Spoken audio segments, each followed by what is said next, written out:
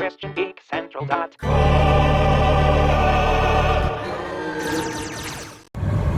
All right, buckle up. This car has a spoiler.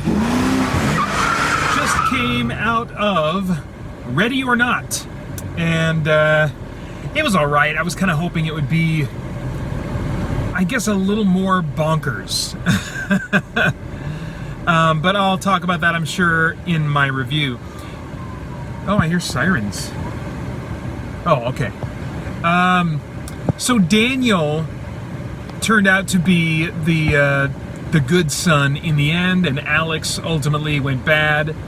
And I don't want to say that I predicted that, but I kind of hoped for that. I thought that would be a little bit more interesting if, even her husband ultimately went bad in the end, and she just kind of was the only one to walk away. Like, basically, at the end of the day, everyone was a mess. She didn't walk away with any kind of a happily ever after, apart from surviving, and so I think that, like, it's probably the ending I preferred.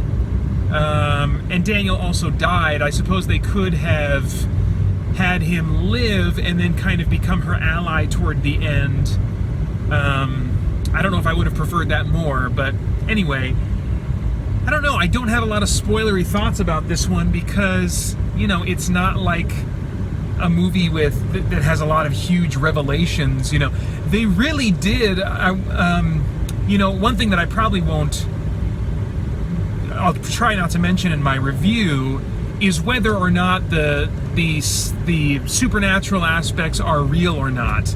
Because that's a question that is left, I think, open to debate until the end of the movie. And they kind of had their cake and ate it too. They first played it with the family seemingly surviving unscathed, despite the fact that they didn't sacrifice Grace successfully.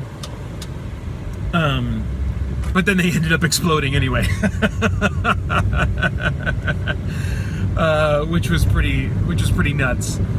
I noticed that they had the mom and her boys run off camera before they exploded. We just saw, a bloody gore explosion come from the direction they exited, and so I thought that was interesting. That they held back there without, not showing the boys explode, or maybe leaving it up to debate as to whether or not they exploded or not. They didn't want to go quite that far. I mean, I don't have a preference there, I don't think. But yeah, it's, I don't know. I'm coming away from this finding it pretty forgettable, and so spoilers are not all that fun to talk about with this one, unfortunately. Yeah, I think the final moment where, the final moment where the police say, are you all right? What happened here? And basically her answer is in-laws, I think that definitely tips their hand a little bit in terms of revealing what thematically the whole thing was about. So I feel like thematically I can say pretty confidently that this movie, while not getting serious and trying to be thought-provoking in its commentary, is just kind of acknowledging, when you marry into a family, you get that family, not just the person that you're marrying, and they are going to be very different from you.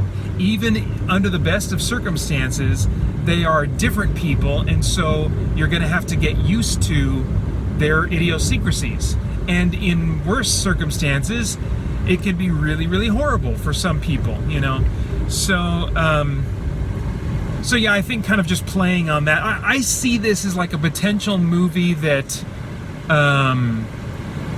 maybe the right kind of couple could enjoy a few years into marriage, as they've just experienced the brunt of those changes and realizations that, oh, there's this side to my spouse's family, and I'm gonna have to navigate this, in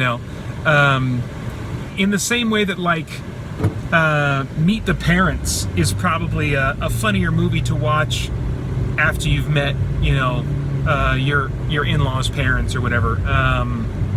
I saw Meet the Parents like the day of meeting Holly's parents.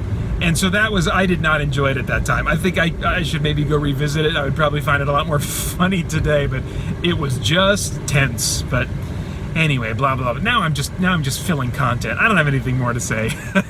Thanks.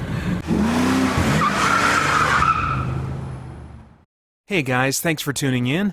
We've got a ton going on here at Spirit Blade Productions and Christian Geek Central, including our in-depth Bible study for geeks, movie, game, and other entertainment reviews or commentary, live streams, Christian geek news, original audio dramas, and tons more. And on top of all that, you can become a Spirit Blade insider with an influential voice and get access to exclusive content and rewards.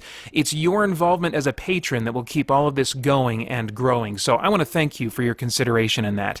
For more information, please check out our Patreon page through the link below at patreon.com/spiritbladeproductions. Thanks for listening.